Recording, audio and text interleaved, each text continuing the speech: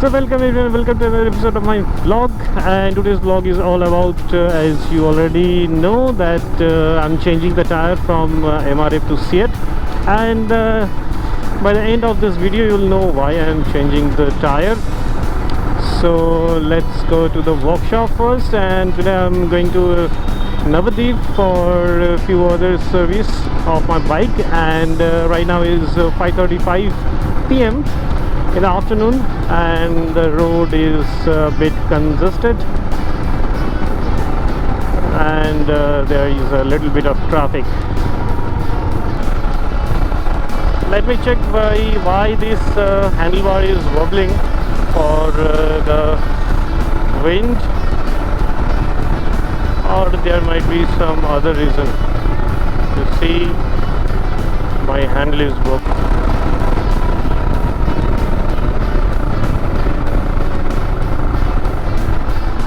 The handle is wobbling a bit. You can see again, you see it's wobbling too much. I have to check the alignment. And finally, why we are changing the MRF rear tire to the stock CEAT tire? Because of the one thing, in all other respects they are almost same, in off-road, on-road, in case of mileage, in everything. Even MRF has a higher advantage in case of longevity, that is a lifespan, because it's a hard materials, so usually it lasts for a longer time. But the main thing is that the surface area of the MRF is a little bit lower than the CEAT, and for that reason the grip on the road is lesser than the CEAT tire. So what happened actually is that right now is a monsoon time, and there's a lots of rain everywhere, and almost every time the roads are kind of wet. Right now it's a dry, so no issue in the dry road. The performance of these two tires are similar, but whenever the road gets wet, that time the MRF is in a bit of disadvantage. Because of the surface area, it's getting longer distance to stop the bike in case of an emergency brake.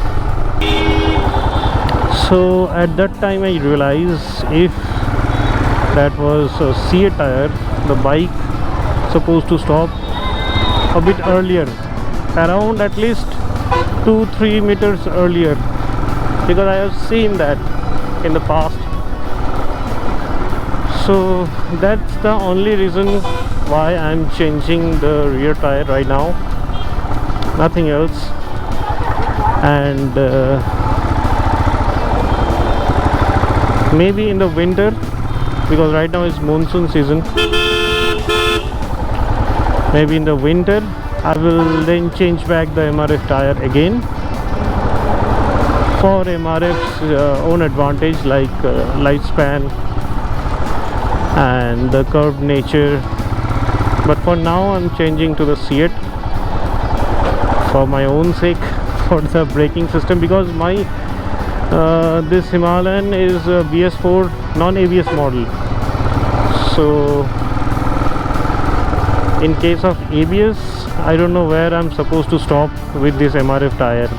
So I think, I mean, what I have learned from all these days riding bike, different types of bike, starting from Honda, then Classic, Royal Enfield, and then Himalayan, and I ride a few other bikes as well.